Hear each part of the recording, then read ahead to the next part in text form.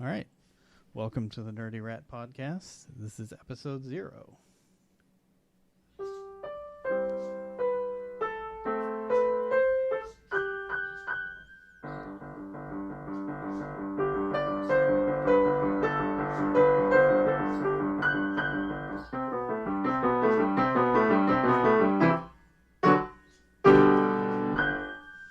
All right. That was our theme song. And I am Matt, and with me is Liz. Yes, I am Liz. And we are the Nerdy Rat Podcast. This is going to be our first episode, and we'll just do a brief introduction. I'm Matt. Liz is my wife. We foster for Small Angels Animal Rescue in the D.C., Maryland, Virginia area. We also have our own pet rats in addition to fostering. Yes, we have. How many do we have now? We have 8? No, I think we have 9? 7. Do we have 7? Yeah, because we just lost one of our rats the other week. I mean, she passed, not we lost her. She is. We do know where she went, but yes, she went no longer to with heaven. us. Yes. Yes, that was Doreen, and she was actually in the Twilight program of Small Angels Rescue. So Small Angels Rescue is a no-kill animal shelter for rats. What else do they do? They do guinea pigs, hamsters, mice. Gerbils? Do they do gerbils? No, I think they did do gerbils at one point, but I'm not sure if they still do. I don't. You'd have to check their website. If you go to thenerdyrat.com, there's a link to all of the adoptable animals pinned to the top of our page. So you can see all of them. So because they're a no-kill rescue, if an animal is non-adoptable, like it ages out to the point where it's too old to be adopted, they'll put it in their Twilight program where they give it to a permanent foster family, and then they continue to pay for its medical care, but we keep them until they pass. Yes, we currently have two other of our ones. rats are in the Twilight program. Athena and Tippy-toe. Tippy-toe, yes. Tippy-toe is actually rather young, I think. She was an interesting case because she was found by herself, and we didn't know how old she was. She was found outside. That's right. She was found outside. Yep, so. Someone found her as a stray. Now, babe, tell them how they know she was a stray. Because I was confused. I said, how did they know she was a pet rat and not a wild rat? Well, I think the main for her, with her specifically, is she's what we refer to as a pink-eyed white. So that means she has all white fur. She's all white eyes. And she has pink eyes, and that typically you don't ever see that in the wild. That's a result of breeding in captivity. Is they will end up with the pink eyes and the white, and a lot of the lab rats you see look like that, and they think Pinky and the Brain. Yeah, were they mice or were they rats? I think they were rats, weren't they? Pinky and the Brain, or were they mice? They looked like rats. The animation made them look like rats. Yeah, I always assumed they were rats. I never really thought that they were mice. Yeah, so interesting. I'm going to have to rewatch that. So, at the beginning of each episode, I'd like to talk about our current foster animals that we have to kind of try and promote them and let people know about them. Right now, we have 6 little boys that are just babies. They're so precious. They're adoptable. They are growing fast. I would estimate they're anywhere between 1 to 2 months. Probably, yeah. Do we remember? Let's see. No, they're older than that because they're already weaned. That's yeah. So they've got to be they're at around least between 2 and 3 weeks. months. Yeah, I think. between 2 and 3 months. Okay, so no, they weren't born. These aren't them. I'm looking for their ad on Pet Finder. Yeah. So we have 6 right now. They're all brothers. They're adoptable in as many as 2, 3, 4. Yeah, I believe there's currently somebody has put an application for 2 of them. Right. So 4 are still available. You can adopt either 2 or 4. And I'm looking. So yeah, so they were born mid-December. Okay. So they are right at 2 months. 2 months now, which is a great time to adopt them. And they're all very, very friendly. They were friendly as soon as we brought them home. They are very sweet. Very tame. They love people. They love interacting with people. They're not skittish or shy, which some babies can be at first. Yeah, usually we get 1 or 2 in every group that's like really shy, that doesn't want to be handled, or just runs away. And there aren't really any in this group that are really like that. Like, maybe some a little bit, but like they all, like, once one of them starts playing, all of them will come up to the cage and start interacting with me if I play with one of them. Mm-hmm. And two of them are actually mostly hairless. We thought they were going to be, some of them are Rex fur, and some of them are, two of them that we thought were going to be Rex fur actually, I think, are mostly hairless. And Rex fur is curly, by the way. That means they have curly hair, which is very cute. And they have curly whiskers, too. Curly whiskers, yes. And at least two of them have Dumbo ears as well. They must have come from a very mixed lineage, because they're all brothers, and they all look different. Yes, and now Dumbo ears, the difference between Dumbo and regular Dumbo ears are positioned on the side of their head, and regular rat ears are on the top of their head. Yeah. So Dumbos are very cute. They look just precious. They also have adorable little faces, and they always look slightly sad. The Dumbos, maybe a little bit. Like they always kind of look like they're like they have their eyebrows turned down, like they're like a little sad, giving you a little sad face. So yeah, they always make you want to give them attention. That's for sure. So two of them are almost hairless. And the hairless ones can be really cute too. But these boys have just a little bit of fur, like a little bit of peach fuzz. So it's pretty cute. And I don't know, like in my experience, and this is probably not everyone's, because I don't think like breeding really affects behavior as much. But it seems like every hairless we've had has just been a complete sweetheart. Like. Yeah, we've fostered several hairless ones, and they've all been pretty sweet. The one that we call Snugglebug. Yes. It's just the friendliest out of all of these boys, and he has a little. We had this little miniature bed that we gave him that's like almost like a mini cat bed, and he just loves to lay in it, and he will. Yeah, it's like no bigger than the palm of your hand, so it's like this tiny little cushy bed, and he just curls up in it, and he fits in it perfectly, and he loves it. His brothers sometimes will get in there with him or get on top of him, but Snugglebug is always in there, and if. I'm not sure if he's one of the two who's going to be adopted, but if not, he is the semi-hairless one who's got the black and white markings on him. He's hooded, and the other hairless one is almost all. He's basically a pink-eyed white with some patches of fur, but mostly hairless.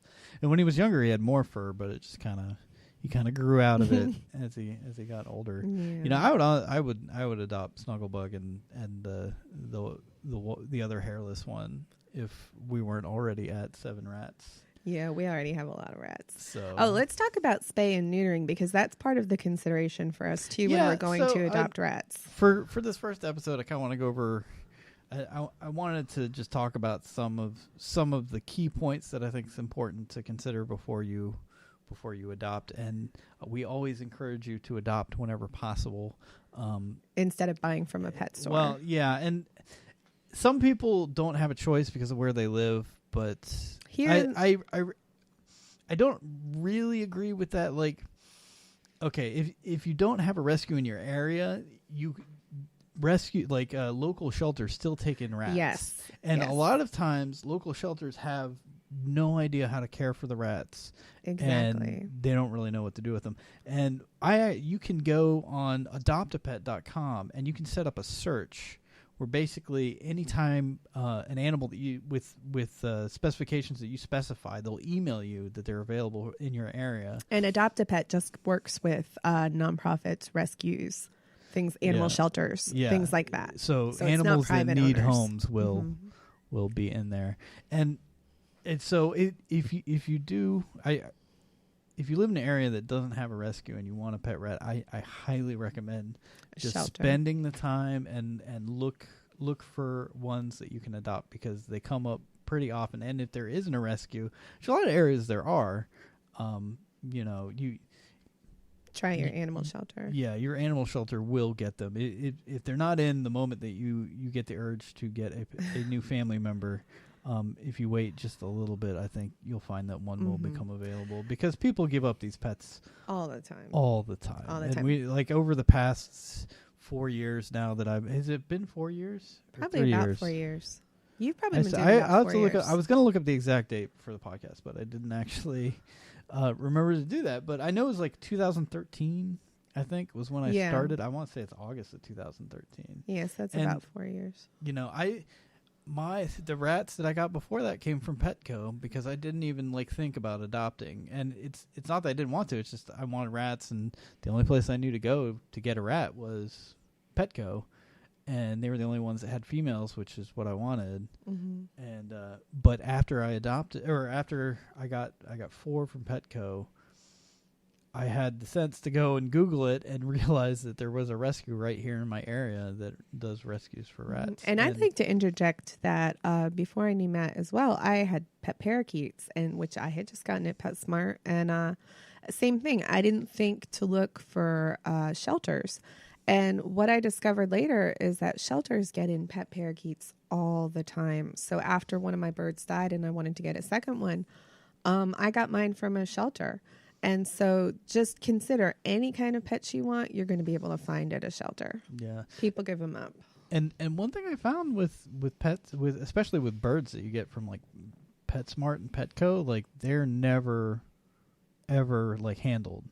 And the same with rats. Yeah, they're too. Very skittish. With all their animals, they've probably never been handled by a person until you get them home. And some you can work with if you're patient enough, but also a lot of the breeders that supply these Petco, PetSmart with their animals they're a business. They do it to make money, and you know, it's really not I don't think a breeder like that is ever really going to be great for animals, and you're going to have a lot of health concerns. Most of the rats that we see come from pet stores usually have at least respiratory problems. Well, and let's go back to spay and neuter because we started talking about that. Yeah. Okay. So here's why you want to spay and neuter a pet rat, hopefully before they're a year old.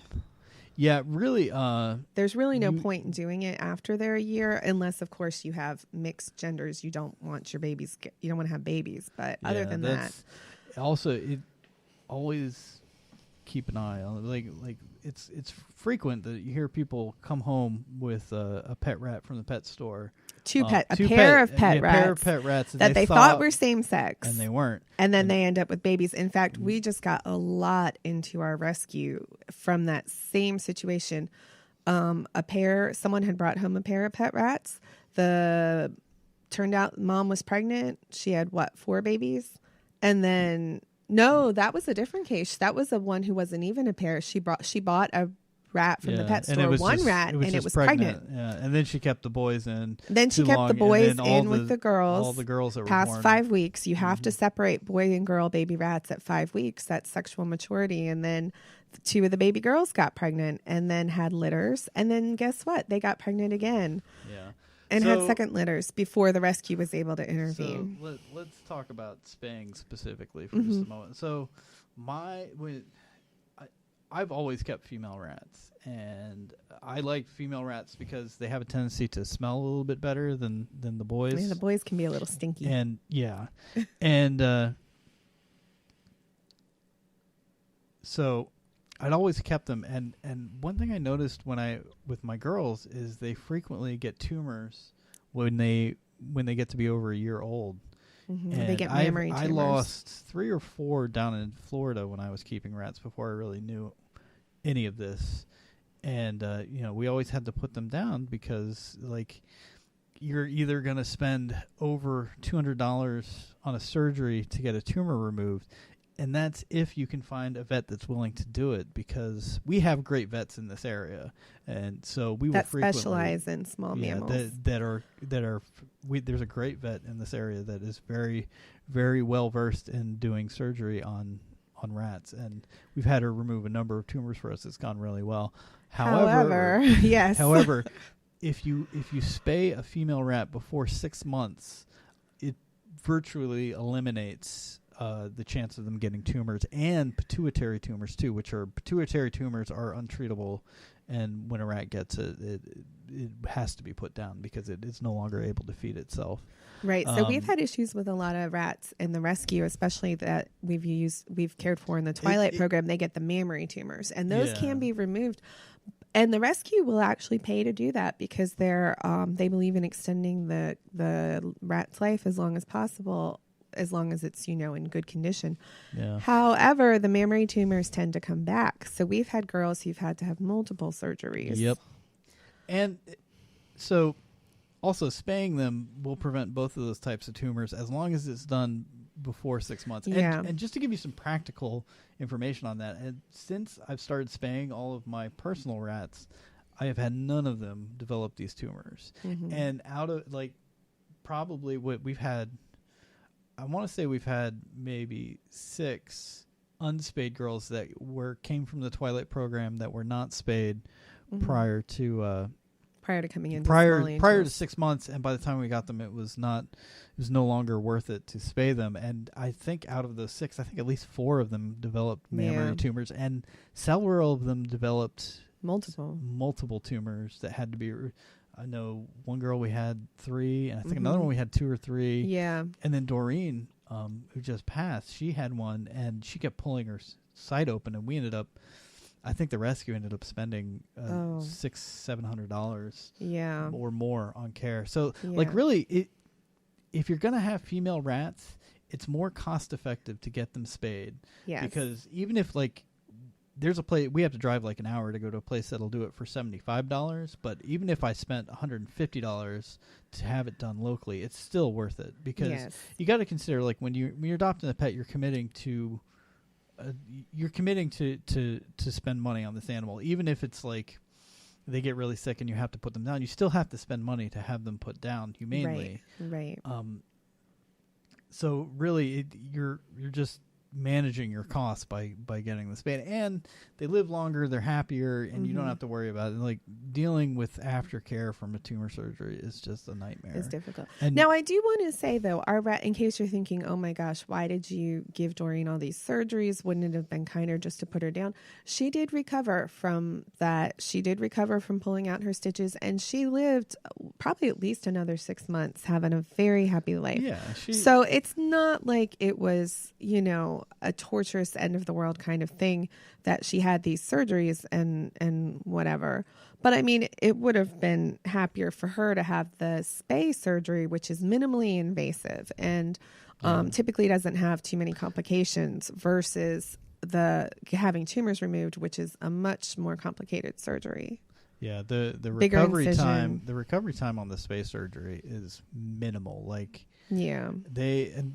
They generally they usually give us pain meds to give them, but they're up and running around the not same affected day. by it. And I've only had one girl pull out her stitches from a spay where I had to have it reclosed, and that was Mag, I think. That was the first Mag. Oh, Mag the first. Yes, Aww. I ended up getting all of those girls that I got from Petco spayed. Yeah. And so that's important. Spay and neuter is important. Spay and neuter, you gotta think of the costs, in the lifetime of a rat. Just in vet costs alone, if you get them spayed or neutered, and then at some point in their life, you're probably going to have to go in and have them put down if they get sick to the point where they're suffering. I think that's better than letting them suffer till they eventually die. Right. And there's a lot of other things. I've had rats get sprained feet where they had to have medicine for that, and we had to go to the vet for that. I've had have them get wheezy, where all rats carry this bacteria called myco, commonly referred to.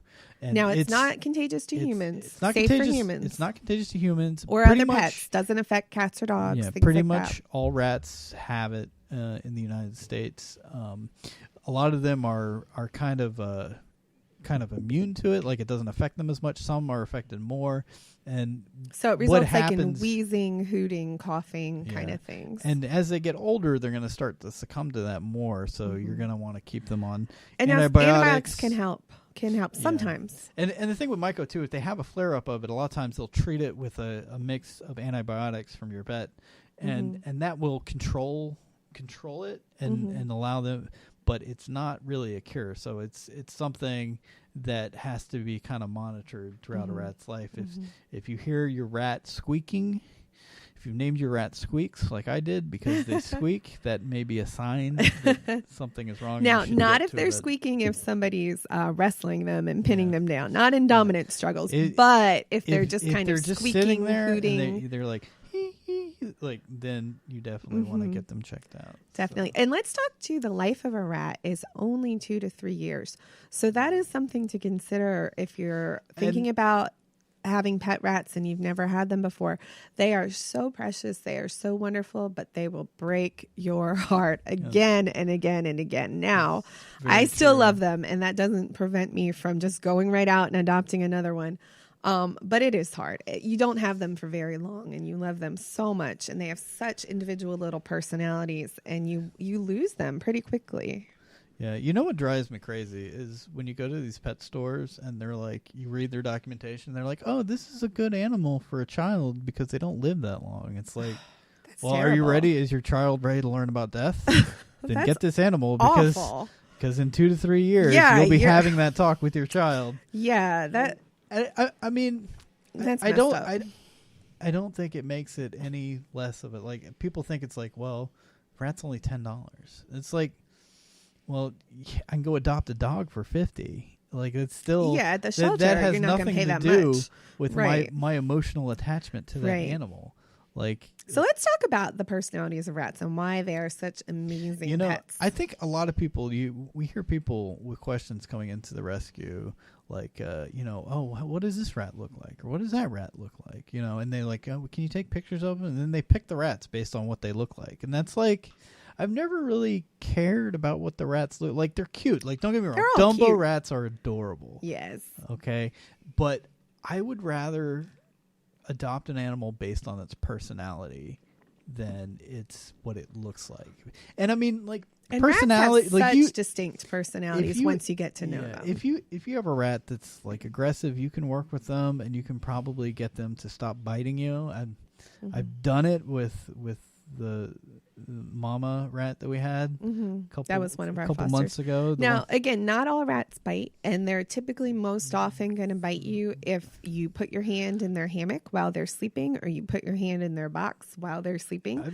Put your hand in their igloo while they're sleeping. That's when you're likely to get nipped. But there are some that are more aggressive who are just scared. They haven't been tamed well. Yeah, the rat coordinator for Small Angels really gives me a hard time because I have a tendency to just pick up rats without letting them sniff my hand beforehand because I'm just used to rats who are not bitey. And I think, so I have to say she may be a little justified in giving you a hard time. You just stick your hand in there and I've scare had them. more interaction. Like I've known very few rats that bite, and it's usually there's usually story as to why they bite. It's usually because they've been abused or they've never had any interaction. Yeah, they're just and skittish. They're scared, and it's one of their defenses. But I mean, but you can train them out of it with love and gentleness and just patient training. You can get them over it. We had the one who we're calling Mama, who was this one who was the poor little girl who got pregnant by the brother, got pregnant again by the brother. She had 14 babies while she was living in our house with her other 8 babies. Yes, we had 14 baby rats. She had been impregnated the second time by the time the rescue was able to get her.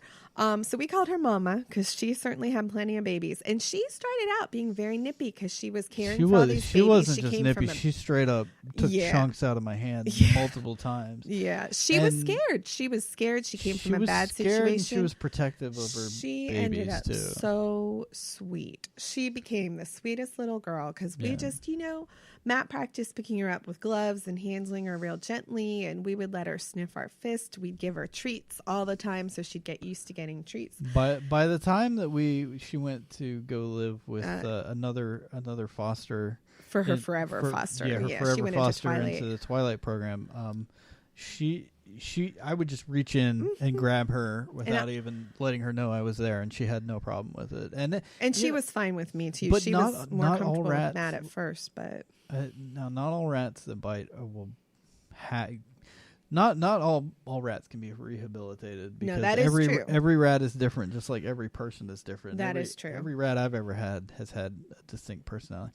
So let's talk about some of the other concerns you want to think about before you adopt before we do that, though, let's interject. If you do adopt a rat from Small Angels Rescue and it happens to turn out to be aggressive and you cannot work with it, you can call the rescue back up and they will work with you. They will take the rat back. They will swap it out for a different rat. They will not abandon that rat. So you don't have to feel like you're going to be stuck. And also they'll let you know ahead of time if it tends to bite, and they try not to adopt out the biting ones Yeah. at first. They try to rehabilitate them first, or they put them into twilight. But just in case, you have a guarantee that we will work with you. When Small Angels takes an animal into the rescue, that's for the life of that animal. And if for any reason anybody who's adopted a rat from them can no longer take care of it, they do take it back. Yes. And that is what the Twilight program is set up for. Right. So let's see, cage. Let's go over some cage requirements. Yes, do not buy those tiny little cages that you get at the pet store. They are too small. Let me just, when I lived in Florida, I was a young kid and I didn't really the internet wasn't we didn't Google everything back then. We had Google, but we didn't really know to use it for everything. So I had pet rats for a while. And I just didn't know anything, and I kept them in aquariums. And you never want to do that. But I did that for years because I thought it was okay, and I tried to play with them a lot. And so explain why aquariums are bad. Aquariums are bad mostly. Is it because of the smooth sides? It's because of everything. It's because it's not ventilated. So when they pee, the urine just kind of builds up. Oh. And that's bad for their respiratory issues. That's going to aggravate the respiratory issues. Also, generally, aquariums are never big enough for a rat, and they're generally you can give them toys and stuff, but there's just not enough space.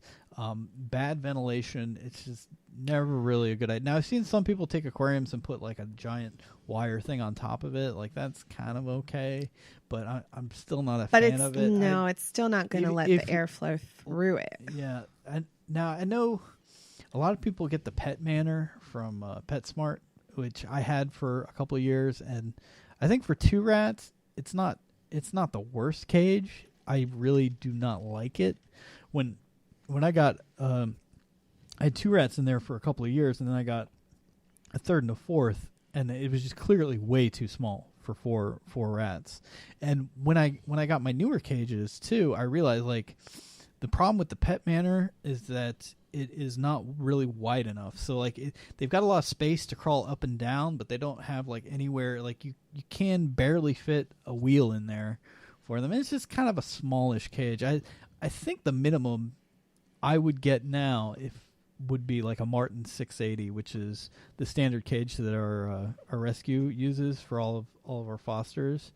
And I think they require, if you're going to adopt a rat, I'm pulling up the rat care sheet now from Small Angels, but they require that you have a minimum size. Our coordinator will not let you adopt if you do not have an appropriate cage for your rat. And so yes, I think, the rescue says we require at least an R680 rat lodge or R695 rat skyscraper. Yeah, powder coated cages last longer and are nicer on little rat paws versus a galvanized cage. The 680, really, a Pet Manor is $80 at PetSmart, and you can get a used 680 for $100. I know right now, or the rescue actually sells a whole kit that comes with the 680 and everything you need to basically get started, and hammocks and everything. It's $150, I think. It's something we can find. We'll post a link to the exact I am pretty purchase. But yeah, if you adopt from Small Angels, you can buy the kit from us, and it'll give you the cage and the hammocks and everything you need. Yeah. There's also a rat calculator to figure out how much space your rats will need, and we'll post a link to that on our site as well. Yeah, it's basically just 6 cubic, because I think it's so many cubic feet. It's about feet 2.5. It's 2.5 cubic feet, I think, per rat. Yeah, but if you're gonna have 2 rats, I recommend the Martin 680. The Martin 680, yeah. What I'm using now, but what I've had for a while is the Critter Nation, which is very also nice. They sell the generic version of it at PetSmart, which is actually what I have right now. It's the exact same cage. What is it called? It's called I can't even remember. It's PetSmart. Yeah, it was at PetSmart. So the Critter Nation is nice because it's got it's 2 the levels. Martins. Yeah, well, you can get it as 1 level. There's a 1-level one and a 2-level one, but it's got 2 doors that swing out, so you have a lot of access. It's the whole front of the cage opens up as double doors, so you can have a lot of access to get to your rats. Whereas the Martin's cage, it still has a fairly large front door, but it's not the whole front of the cage opens up. You can go to PetSmart. It's called All Living Things Multi-Level Small Animal Cage, and it's $200. Okay. I mean if you're gonna No, have that's animals, for the double. get it. That's for That's the double. for the level. double. That's the double. So You that'll can get, hold about what, like 8 rats? 8 I to mean, 10? according to the calculator, you can fit 12 rats in there. Yeah, I wouldn't think fit that's 12. that's really pushing I think it. 12's pushing it. My personal belief is get the biggest cage you can Mm-hmm. afford. Get the biggest cage and Exactly. give them the most room, because Animals you're are not living always beings. you're not always going to feel like playing with your rats. Like, that's just a fact of life, and the more space they have, the happier they will be on their own. Yes. And all animals need enrichment. They need interaction. They need stimulation, mental stimulation, physical stimulation. So the bigger cage you have, the more playtime they're going to have, the more Absolutely. exploring they can do, the more their little brains are going to get exercise, the healthier they will be. Yeah, and the more they will like you. if Yes. they're happier. The more they will like you.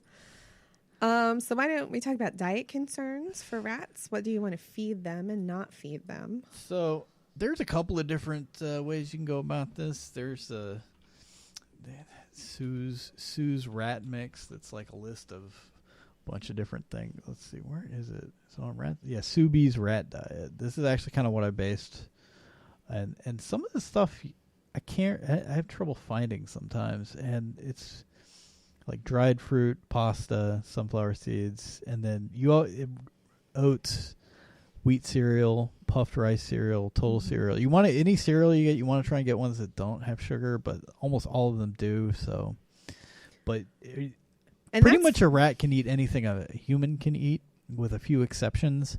But the things that are bad for us are also bad for them, and I think it's even worse because they don't live as long, and they're affected by smaller amounts of things. So kind of keep that in mind. But for like a staple diet, you want to have like a good rat block. Like what we're currently using, and what the rescue recommends, is Harlan Techlad 2014, which you and can so actually, that's like a dry pellet kind of thing. yeah, it's It gives them the right amount of protein that they need. It gives them the important thing vitamins and is minerals. they we used to feed them dog food, like senior dog food that had 18% protein. That wasn't really great for them, and also there was a study done where they found like an optimal diet for a rat is actually lower, like 14% protein, I think. And so the Harlan Techlad 2014, you can order it on Amazon, and it's 14% protein. So that's perfect for the rats. If you have no other options, you can always get I go with the Oxbow rat food. PetSmart, Petco. yeah, I'm sure you can find that anywhere. You can order that on Amazon too. You can order, and we'll put links, and we'll put all these products on the show notes so you can look at and browse these things if you want to. Yeah. So yeah, we feed them like a mix of dry food in the morning that includes their protein. It usually has some dry oatmeal in there, some dry pasta, some shredded wheat, some Cheerios maybe. And then in the evening, we can feed them a variety of things. We frequently do frozen peas and corn that we cook, of course. And then I'd like to give them mixed vegetables, but they never eat any of the other we tried vegetables to give other them than mixed peas vegetables, and corn. but they always would ignore the I don't green beans, know- the carrots, the lima beans. They would just leave them in the bowl. I don't know so what's in a pea, but it's delicious. It's delicious. because And corn the too. rats- Corn is even better, apparently. The rats don't even eat the outside of the pea. They just eat the inside It's so of it. cute. It's like they suck the inside out, like they're little I don't know what vampires or something. But yeah, and I think they it's also, like- important. It's mostly important to make sure they get a variety of food. Like they like oatmeal, they like scrambled eggs, they like basically any kind of I need people to make ours. No, more I would stay away scrambled from eggs. meat. Yeah, stay away from meat. Yeah, meat's. I don't think meat is really great for rats. Like No. because like they're not gonna like. You got to think about when they're out in nature. What are they going to be eating? They're going to be scavenging. They're not going to be eating a lot of chicken. Like No. rat. You don't see a lot of rats out there killing chickens and eating them. No. And the reason why they thrive so well in cities is they basically eat our garbage and they get fat the in our leftover garbage. food. So yeah. So yeah, So those are diet. those concerns. are all the things to think about. Those are some things to think Mm-hmm. about before you decide to adopt a rat. And as far as just some And- other things for habitat, you need to have a wheel so they can run. You need to have an igloo so they have somewhere to hide. Some hammocks. There's some special rat hammocks, and we can actually put a link to Small Angels, which sells them. Or I can also post a pattern if you want to the sew rat your coordinator own. for our rescue does. She does sews them sells herself, them. and then she you sells them. can find them on Etsy and like Etsy, online. I'm sure, and also like I mean, I make them myself too. They're fun. lot of times if you're looking for toys or just cage items for your rat, look at any of the ferret items, because I think ferret items are generally, they're too small for ferrets, but they're perfect for rats. They are. They're perfect for rats. Like we have this little hanging pirate ship in our cage that's right now. Supposed the to be rats for a ferret, love it. isn't it? It's too small for a ferret, but the rats that could love fit it. maybe one ferret. And just understand that anything you put in a rat cage is going to be destroyed. Mm-hmm.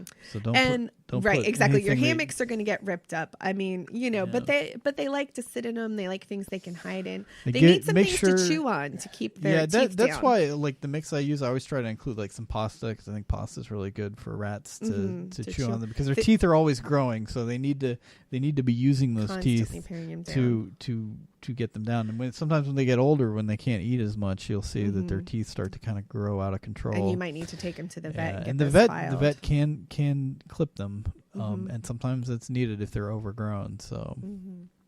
So yeah, you need things for them to chew on, and you can get those at the pet store. You can get like a snack shack. You can get some wood blocks for them to chew on, some thick cardboard boxes, anything like that you would find in the pet aisle of the store. But yeah, that's important to keep their teeth ground down far enough. Yeah.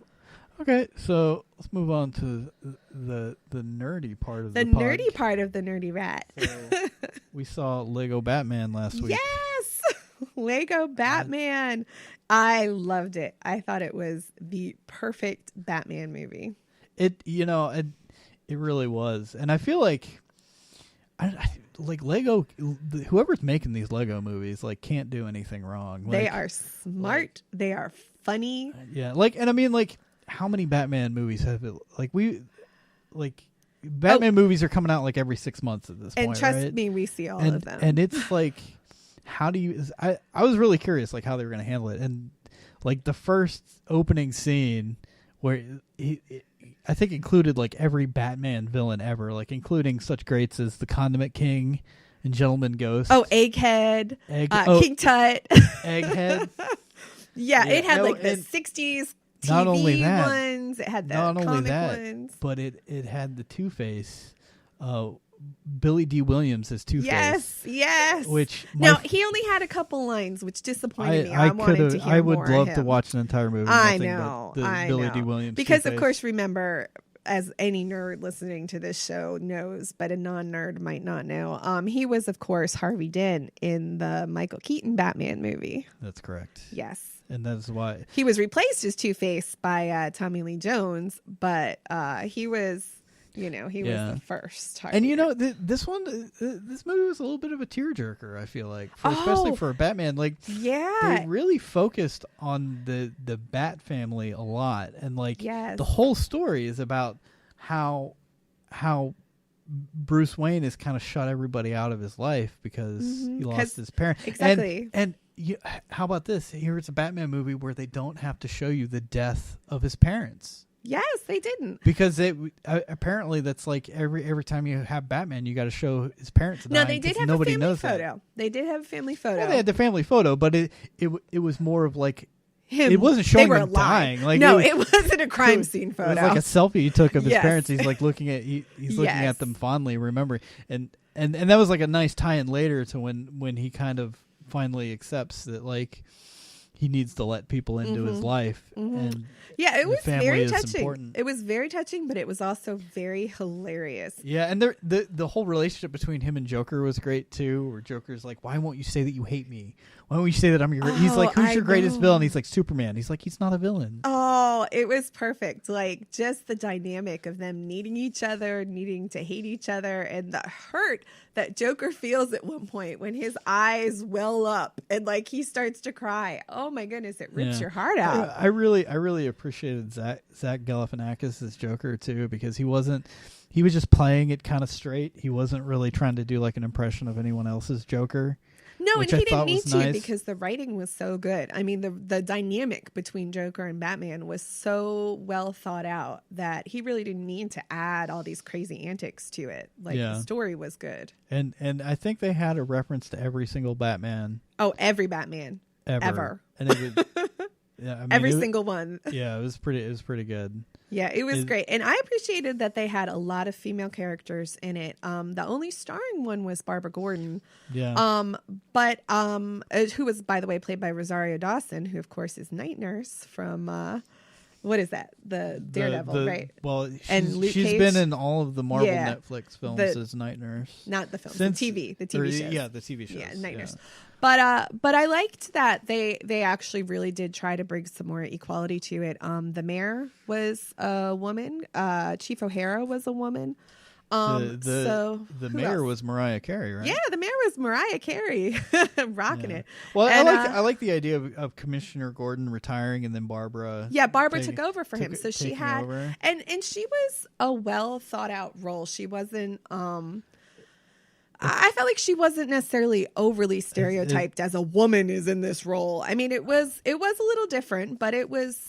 I felt like it was done in a fair way. I thought it was done really cleverly. And I really wish some of the other people making Batman movies would look at this and be like, take a like, hint. hey, here's an actual thought out story about characters, and not only about good characters, but the relationships between those characters. Because I mean, like, I feel like every DC movie that comes out is like there's some MacGuffin out there that we need to stop, and that's all it's about. Like exactly. Or it's like so dark that it's just not fun. Like I think a lot of the DC movies lately have just like they've tried too hard. They've tried to be Nolan's Batman, which I mean was good, but like they've kind of taken the tack like if we just make everything dark, it's going to be good. And and this was great because I think it embraced Batman's darkness, but it also kind of showed that was a problem in his life. And it really did a nice job of like using that to kind of juxtapose that with how he needed to let more people in. And even his dynamic with Joker, like, hey, Batman, you need a Joker in your life. Yeah.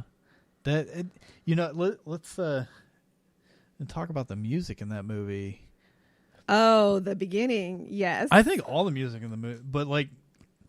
they had the soundtrack from, the 80s? It was great. 90s. All the music in the movie is good, but one thing that's really nice, too, is, like, in the first fight scene, the music is this song that Batman has written. He's like, I'm Batman. It's so great. Heavy metal rap. Like heavy metal rap where he's like this idea that like he's so egocentric that he's like gonna write his own theme song, Exactly. And it just fits. Like Will Arnett is so great at Lego Batman. It's really such a great take on the character because it's authentic. It's funny and it mocks. It's amazing that we're saying this about a Lego movie. But I mean, it pokes fun at all the things about Batman that are a little bit too precious that need poking fun at. But at the same time, it's so authentic to who the character of Batman is. Yeah. Yeah, that's and they just get it. Like whoever's on these teams making these movies gets it. And like, I don't know if we should give spoilers, but we already kind of have been. But when Batman shows up to the Fortress of Solitude and the Justice League is having a party without him that they didn't invite him to, oh my God, it's so funny. Yeah. Oh, and Michael Cera as Robin too. Oh, great. So great. Like when he picks out his costume and he's got the pants on and he's like, oh wait, there's something, and then he rips the pants off. Oh yeah. Oh. And very the whole funny moments. The whole thing was like, is he your son? It's like, it's better if he's your son. Yeah. Yeah. No, there was a lot of great moments in there. Yeah. And I hope the Batman movie that Ben Affleck is making is this good. But I'm starting to have my doubts because now this week they're talking about how they're having trouble with the negotiations for the director that they're trying to get. They had picked a director. Apparently negotiations kind of fell apart. I did not think Batman versus Superman was as bad as everybody said it was. I actually enjoyed it. I thought it was pretty well done. And I think they're taking in a little bit too much of all that criticism. When I first saw it... And I think they've lost their confidence. I felt the same way you did when we first saw it, when we talked about it. Yeah. And I did enjoy it.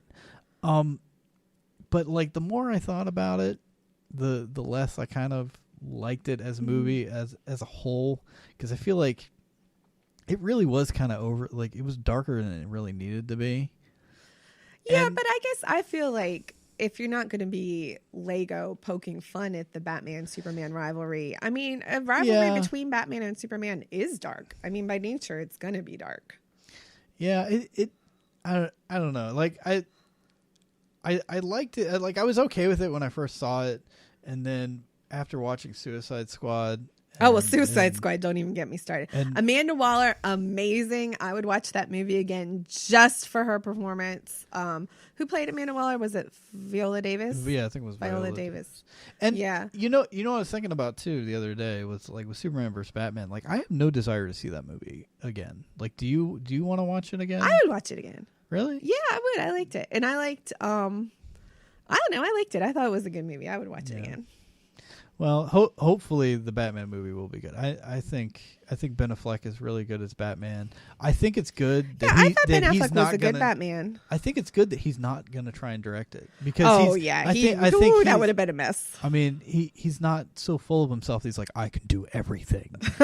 Although that might that might be appropriate for the persona of Batman to be like, do everything on my own. But I think Ben Affleck is smart. I think he's a very good artist, and I think he knows his limits too.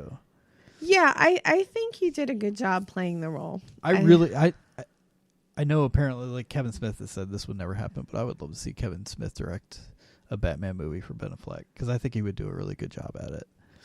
Because I like Kevin Smith, yeah, he would do a good job. Now we've just been watching The Flash and it's not a Netflix series, but the TV series, The Flash. And Kevin Smith has directed some of the episodes in season 2. The only one the only one we saw that he directed was the Runaway Dinosaur episode. That was the only one he directed. But that was like the best episode of that season. Yeah, it was a good episode. It was a good episode. But that whole show was great. Yeah. If you haven't seen The Flash, go watch see it. The Arrow is terrible.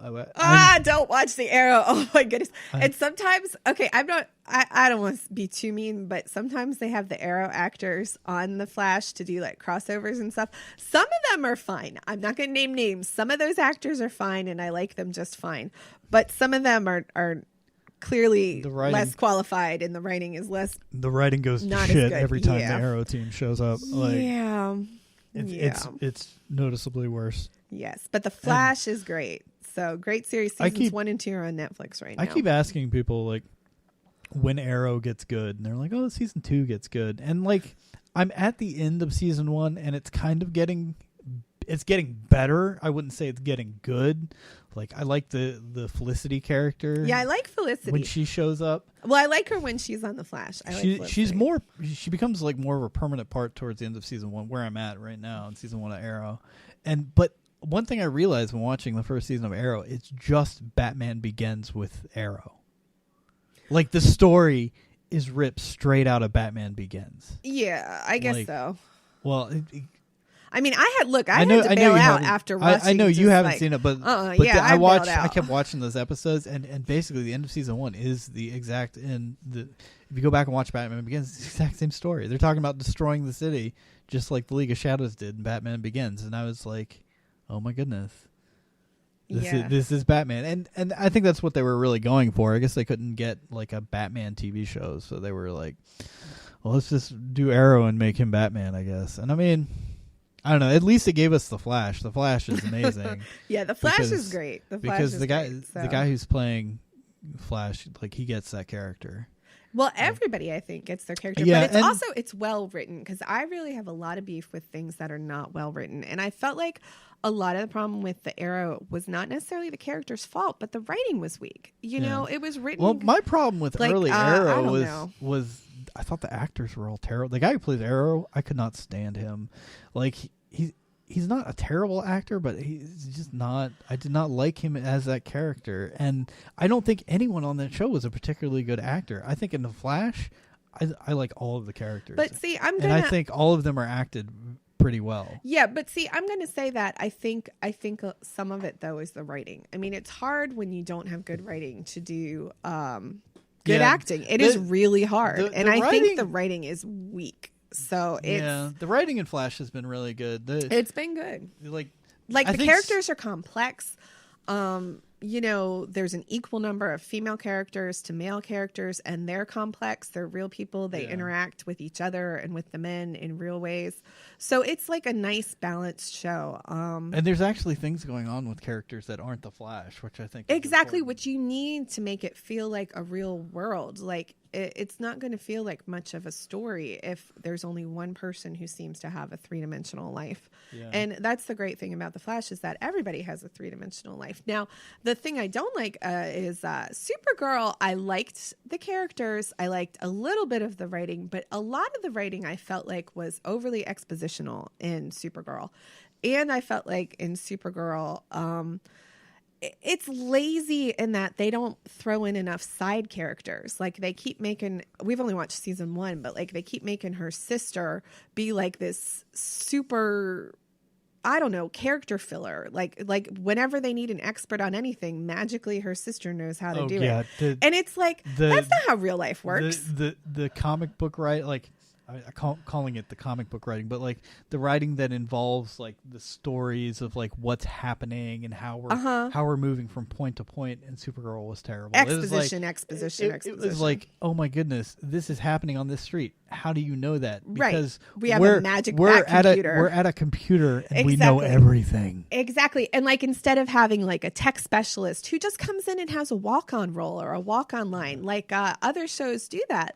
No, this show, it's like they seem to think they can only give 3 characters speaking parts. I was ready to stop showing, or I was ready to stop watching Supergirl, and then John Jones showed up. Oh yeah, we love John Jones. Now I have to keep watching. And I will say, I really like what's her name? Ally McBeal. What's that actress's name? Ally McBeal. You know, Ally McBeal. Callista Flockhart. Callista Flockhart. Yeah, I really like Callista Flockhart's character. And I think she has some very nice feminist speeches and wisdom that she gives in her interactions with Supergirl. But I think the problem is they need more than that. They need people who are better at writing the stories, who are better at filling in the little details for the stories that need to be filled by extra characters. The plots are weak. The action is weak. I'm excited to see the episodes that Kevin Smith directs. Oh, that would be good. Does he do that in season 2 maybe?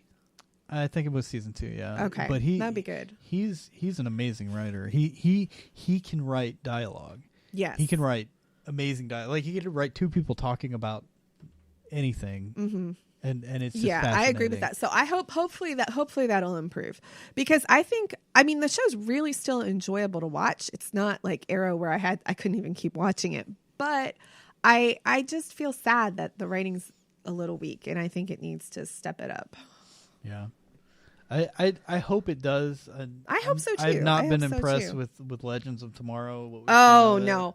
And let me say, I haven't even told you this, babe. My biggest problem with Legends of Tomorrow is that there's only 2 female characters out of like 10 or 12 on the ship. In the second episode, one of them's knocked out in a coma for the whole episode. So there's only one woman talking the whole time. There aren't any side female characters. There's not any female characters in the background world. There weren't any waiters who were women. I'm just like, come on. I'm not really a fan of the female characters they have. No, I'm not either. That's the problem. I think Shiera could be good, but their writing her is so pathetic. Well, I don't understand why they went with Golden Age Hawkgirl, because I've never liked that version of Hawkgirl. And Hawkman, I've never liked it, and every time they've done it, and I was surprised that that's the version they went with, because everyone else in the series has been the Silver Age. Okay. Because like you've got Silver Age Flash, you've got, I mean, I'm not sure. Well, I don't know. The only thing I really know Hawkgirl from is the animated Justice League. Well, the animated was based off Silver Age, where she's an alien. Yeah, where she's an alien. Right. I like that. But also in Justice League Unlimited, though, they do get into the reincarnation bit with the Egypt and Hawkman and all that. Do they? Oh, yeah, that's in Justice League Unlimited. I guess they probably did. But they did it better in Unlimited because she was resistant to it. She was, and I think they did embrace that a little bit, but it was just like, oh, the Hawkman character was just creepy. This is the problem DC has with anything when you like the Timverse animated series. It's just so good. Mm-hmm. The writing is so amazing on that show, and I know it was just a kid's show, but it was so good. You're going to be compared to that anytime you write these characters. Yeah, and yeah. So anyway, that's our spiel on all the current superhero TV shows right now. Yeah. So I think I'm going to end it here. We're almost up to an hour. Yeah. But if you've made it this far, thank you very much. Thanks for Please listening. check out our website. We have the link to all the available animals for And small let's tell them what angels. our website is, thenerdyrat.com. thenerdyrat.com. Yep. And check out the show notes. We'll have all the links for everything we talked about in this episode for after resources. we upload this episode, shortly after that, I should hopefully have us up on iTunes and Google Play and Stitcher, I think, is the other podcasting place you can listen to us on. Anyways, please remember to spay and neuter your pets. That's right. Spay and neuter your pets. Thanks, Bob Barker. And if you are so inclined, please make a donation to Small Angels Rescue, which we have a link for. If you on like our the page. podcast, yes. We're not raising money for ourselves. Please donate to one of our charities, either Yes. Extra Life or Small Angels. And thank you very much.